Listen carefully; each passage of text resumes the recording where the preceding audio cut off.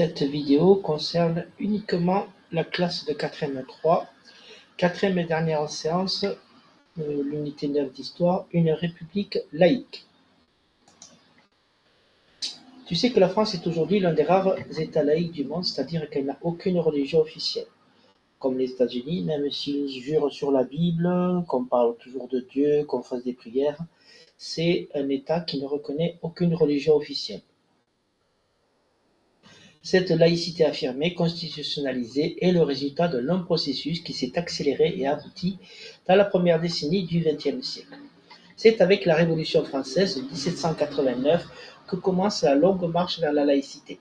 La Déclaration des droits de l'homme et du citoyen proclame notamment la liberté de conscience. En 1791, on assiste à la rupture de l'État avec la papauté lorsqu'est votée la Constitution civile du clergé. Les prêtres doivent prêter serment de fidélité à la Constitution et les biens de l'Église sont nationalisés et revendus.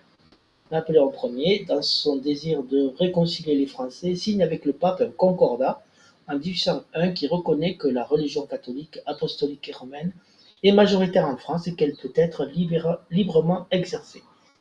Il va y également avoir le même concordat avec la confession juive. La laïcité redevient un sujet politique avec les lois scolaires de Jules Ferry. La Troisième République s'est donné pour mission d'enraciner le sentiment national et républicain de la population, notamment par le biais de l'école. Un radicalisme républicain se développe alors et va mener à la création de deux lois fondamentales qui font de la France ce qu'elle est aujourd'hui, un État laïque. Et bien sûr, ça s'est fait contre la religion majoritaire, le catholicisme. Voilà, c'est une forme officielle de discrimination, malgré le texte de la neutralité de l'État. Ce sont ces deux lois que tu vas étudier à présent. La loi de 1901 relative au contrat d'association. Article 1. L'association est la convention par laquelle deux ou plusieurs personnes mettent en commun d'une façon permanente leurs connaissances ou leur activité dans un but autre que de partager des bénéfices. 2. Les associations de personnes pourront se former librement sans autorisation ni déclaration préalable. 13. Toute congrégation religieuse peut obtenir la reconnaissance légale par décret rendu sur avis conforme du Conseil d'État. 16. Toute congrégation formée sans autorisation sera déclarée illicite. 18. Les congrégations existantes au moment de la promulgation de la présente loi qui n'auraient pas été antérieurement autorisées ou reconnues devront, dans un délai de 3 mois, justifier qu'elles ont fait les diligences nécessaires, les formalités, pour se conformer à ces prescriptions. À défaut de cette justification, elles sont réputées dissoutes de plein droit.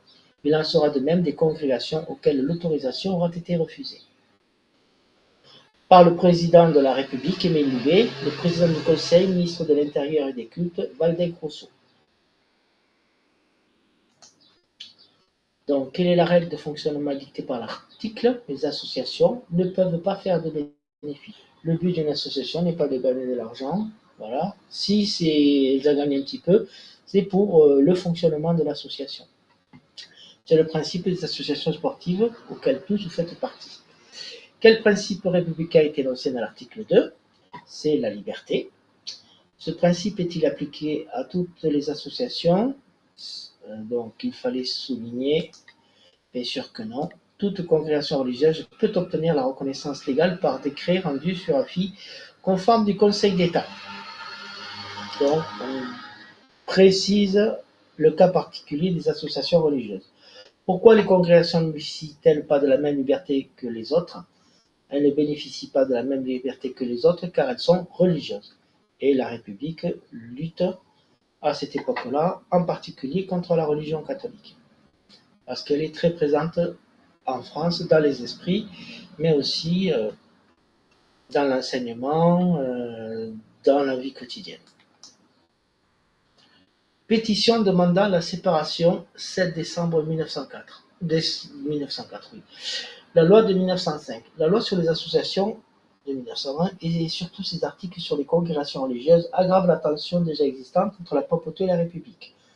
Pourquoi? En particulier, on va refuser de nombreuses autorisations. Voilà. Entre 1902 et 1903, de nombreuses congrégations sont fermées, d'autres se voient refuser l'autorisation législative. En 1904, les congrégations ont l'interdiction d'enseigner. Cela provoque la rupture diplomatique entre la France et le Vatican. La situation est mûre pour une séparation officielle et définitive entre l'Église et l'État. Ce projet est dans les cartons des républicains depuis longtemps, mais les gouvernements ont attendu afin d'évaluer l'état de l'opinion publique et l'évolution des relations avec la papauté. Durant 1904-1905, la loi de séparation paraît inévitable. Monsieur le Président, le cercle républicain de la Garde, c'est près de Toulon, dans le Var, a réuni dans un baquet fraternel, a voté l'ordre du jour suivant. Considérant que la séparation de l'Église et de l'État s'impose, il est de l'intérêt de la République de ne laisser aucun privilège aux organisateurs de tout culte, que les projets de loi de la Commission ou du gouvernement qui seront présentés à la Chambre soient amendés dans un sens nettement anticlérical sur les 5 points suivants. On en donne 2. Attribution à l'État de tous les biens appartenant actuellement aux organisations cultuelles légales. Interdiction aux associations religieuses de fédérer en une organisation centrale dépendant du Vatican.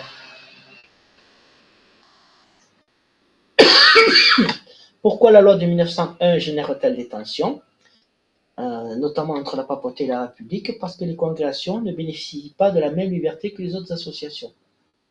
Elles ont également l'interdiction d'enseigner. Certaines en viennent alors à fermer ou se voir refuser l'autorisation législative. Voilà. C'est le côté un peu discriminatoire de cette loi. À quoi ou jusqu'où ces tensions vont-elles mener? Elles vont mener à la séparation des églises et de l'État. À la demande de l'État, bien sûr. Alors, tract catholique contre la séparation diffusée dans Lyon, premier semestre 1905. La séparation. Ce que c'est que la rupture du concordat. Il ne faut pas se lasser de dire aux catholiques, aux libéraux, à tous les électeurs honnêtes de ce pays, ce qu'est la fameuse séparation.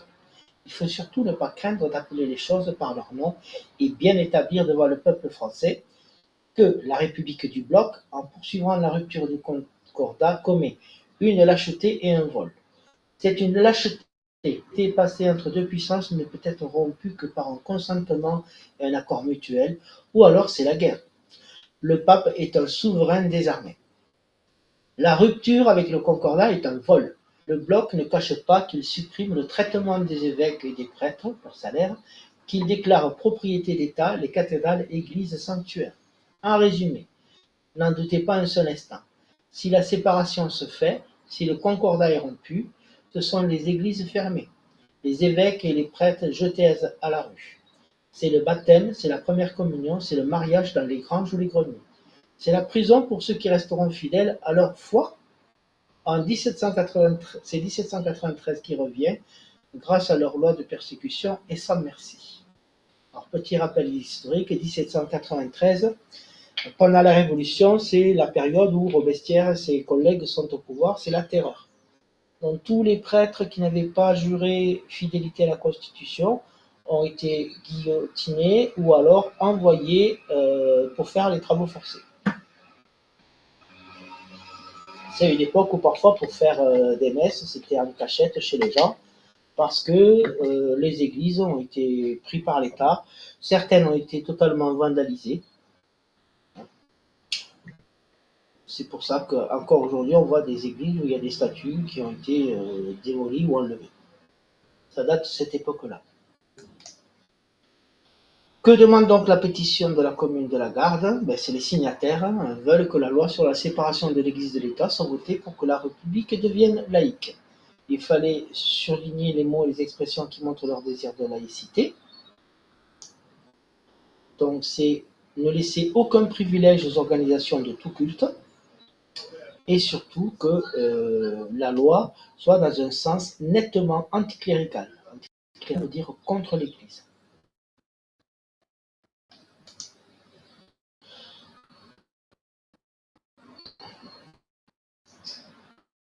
En vert, les mots qui qualifient ces désirs de la République du bloc. Donc pour le tract catholique, deux mots qui reviennent, c'est une lâcheté et un vol. C'est une lâcheté, et la rupture avec le concordat est un vol, puisque tous les biens de l'Église vont être confisqués. En bleu, le portrait dressé par ce tract de la France laïque, portrait bien sûr exagéré, c'est un tract militant. Ce sont les églises fermées, les évêques et les prêtres jetés à la rue, le baptême, la première communion, le mariage dans les granges ou les greniers, et c'est la prison pour ceux qui resteront fidèles à leur foi.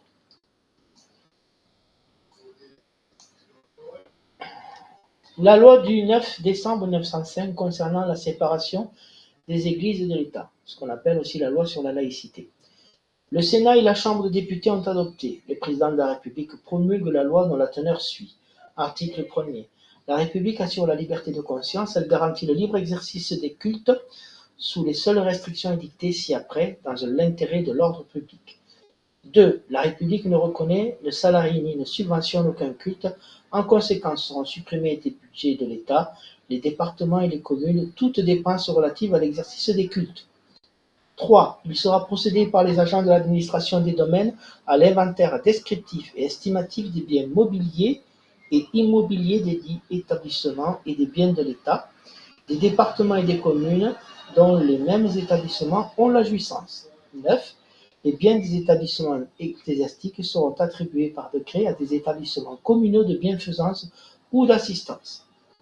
Primo, les édifices affectés au culte lors de la promulgation de la loi du 9 décembre 1905 et les meubles et les garnisses deviendront la propriété des communes. Deuxièmement, les meubles ayant appartenu aux établissements ecclésiastiques deviendront la propriété de l'État, des départements ou des communes propriétaires des dits édifices. Quinto, les documents, livres, manuscrits et œuvres d'art ayant appartenu aux établissements ecclésiastiques pourront être réclamés par l'État en vue de leur dépôt dans les archives, bibliothèques ou musées et lui être attribués par décret. En gros, l'État s'empare de tout. Alors, petite précision, toutes les églises cathédrales qui ont été construites après cette loi ou autres établissements religieux, mosquées, synagogues, temples, appartiennent à ceux qui l'ont construit. Ils ne dépendent pas du tout de l'État. Donc, leur mobilier aussi appartient aux différentes églises ou communautés religieuses. Et cette loi qui ne paie plus les prêtres, les rabbins, aujourd'hui les imams, les pasteurs, ne s'applique pas dans 3 départements, la Moselle, le Bas-Rhin et le Haut-Rhin, puisque à cette époque, en 1905, ils étaient inclus au territoire de l'Empire allemand. Donc cette loi ne s'est pas appliquée à leur retour en France après la Première Guerre mondiale en 1918. Article 12. Les édifices qui servent à l'exercice public des cultes et au logement de leurs ministres, cathédrales, églises, chapelles, temples, synagogues, archevêchés, évêchés, presbytères, séminaires, sont les demeures propriétaires de l'État, des départements, des communes et des établissements publics de coopération intercommunale ayant pris la compétence en matière d'édifices des cultes. 13. L'État, les départements, les communes et les établissements publics de coopération intercommunale pourront engager les dépenses nécessaires pour l'entretien et la conservation des édifices du culte dans la propriété leur est reconnue par la présente loi. 27. Les cérémonies, processions et autres manifestations extérieures d'un culte sont réglées en conformité de l'article L. 2212-2 du Code général des collectivités territoriales. Les sonneries des cloches seront réglées par arrêté municipal. 28. Il est interdit à l'avenir d'élever ou d'apposer aucun signe ou embblème religieux sur les monuments publics ou en quelque emplacement public qui ce soit, à l'exception des édifices servant au culte, des terrains de sépulture dans les cimetières, des monuments funéraires ainsi que des musées ou expositions. C'est pour ça que, par exemple, si une petite croix a été dégradée par un accident routier, il est interdit de la reconstruire. Il y a des associations, notamment la Libre Pensée, très très anti-catholique, que c'est surtout le culte catholique qui est visé, qui font des procès, qui protestent pour que ceux-ci ne soient pas reconstruits. L'article 1er réaffirme la liberté de conscience. Quel dans le texte de la Révolution de 89 a affirmé ce principe? C'est la fameuse Déclaration des droits de l'homme et du citoyen d'août 1789. Quelle dépense est supprimée? dans les budgets, c'est tout ce qui est à l'exercice des cultes, notamment le salariat de ceux qui officent, prêtres, pasteurs, rabbins. Et ces dépenses sont remplacées par l'entretien des divers édifices religieux. Alors pourquoi faut-il dresser les inventaires des biens de l'Église? Pour savoir exactement quelles sont les propriétés qui reviennent à l'État et aux communes, et qui a le pouvoir de réglementer les manifestations extérieures d'un culte. Ce sont les manifestations, ce sont les municipalités qui vont pouvoir réglementer les manifestations extérieures d'un culte. C'est l'article 27. Alors, une petite photo, lecture d'une lettre de protestation qui est lue dans les mains du prêtre contre les inventaires à Cominac dans l'Ariège, donc dans les Pyrénées.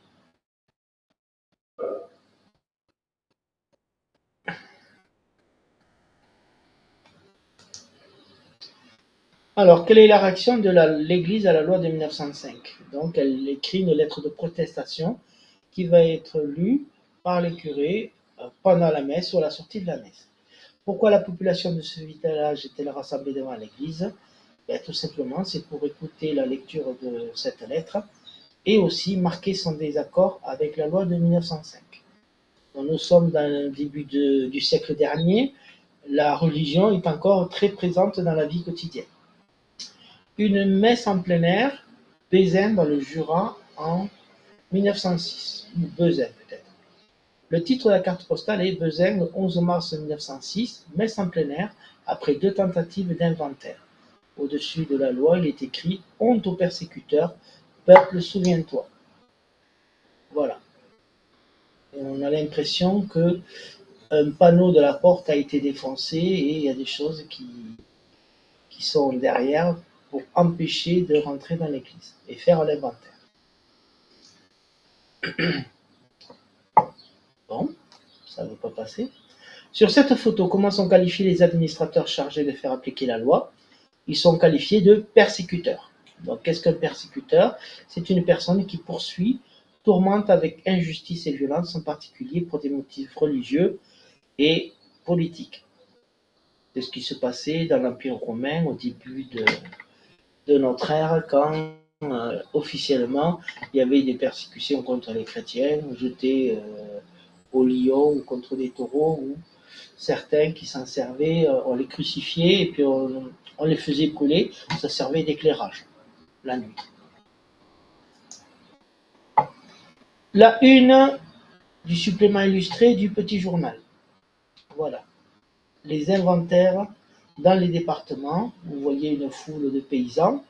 On le reconnaît le costume, le chapeau, la blouse bleue. Et en face, vous avez 2 gendarmes qui tirent. Il y en a un troisième qui est blessé.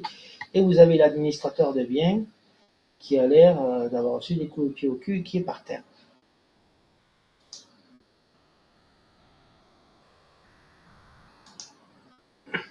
Dans cette illustration du Petit Journal, comment se déroulent les inventaires dans certains villages? Parfois, ça tourne entre l'affrontement et les personnes chargées de faire ces inventaires. Donc, c'était faire appel notamment à la gendarmerie.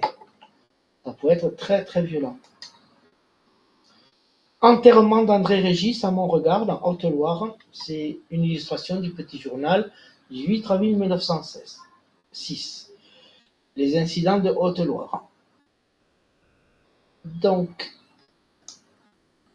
voilà qu'il y a des morts. Que nous montre donc cette illustration? Elle nous montre un enterrement, celui d'un homme appelé André Régis. Pourquoi il a été tué? C'était lors d'un affrontement avec les personnes qui étaient chargées de faire les inventaires. Donc, très sans doute, il a été abattu par un gendarme. Qu'est-ce qui nous fait comprendre qu'il défendait la position de l'Église?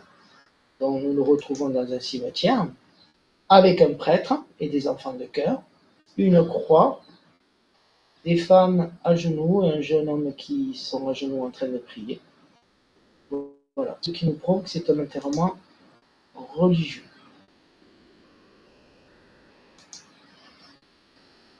Alors, 1905, c'est l'aboutissement, la victoire de la République sur l'Église. Entre 1880 et 1905, on observe la tendance de plus en plus affirmée. Le radicalisme républicain, attitude d'esprit et doctrine de ceux qui veulent une rupture complète avec le passé institutionnel.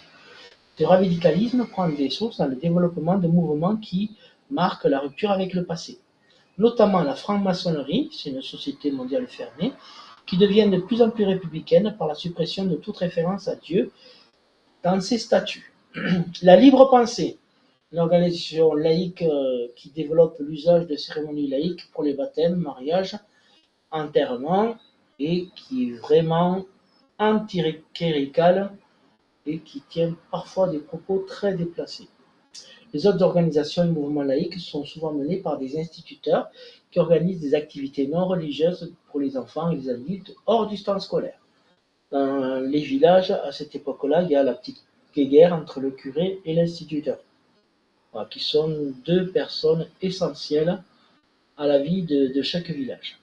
Grâce à ces mouvements et organisations, ainsi qu'à l'école, la laïcité progresse dans l'opinion depuis les années 1880. Sous la présidence d'André Loubet, 1899-1906, deux gouvernements successifs œuvrent à la séparation de l'Église et de l'État. Celui de Waldeck-Rousseau, en 1999-1902, puis Émile Aucombe, 1902-1905, sont votées deux lois fondamentales qui libèrent la France de la tutelle de l'Église et en font ce qu'elle est encore aujourd'hui. Un État laïque, association en 1901 et séparation des États de l'Église et de l'État en 1905. Cette laïcité provoque de vives réactions en France, conflits locaux lors des inventaires, mais aussi à l'étranger, rupture diplomatique avec la papauté, qui ne s'achève qu'avec un compromis signé en 1924. C'est la Première Guerre mondiale qui va enfin reléguer la question religieuse au second plan, car une union sacrée est proclamée face à l'ennemi sous le drapeau tricolore. Ce qui n'empêche pas, c'est qu'après la guerre, dans les années 20, début des années 30, comme m'a raconté mon grand-père, souvent à la fin de l'école, dans ce village, il y avait une école publique et l'école catholique. Les élèves à la sortie se tapaient dessus. C'était très, très, très fréquent. C'était pas méchant, il n'y avait pas des morts, mais bon, ils se bagarraient. Voilà la fin de cette unité numéro 9 d'histoire. Merci pour l'écoute. À une prochaine.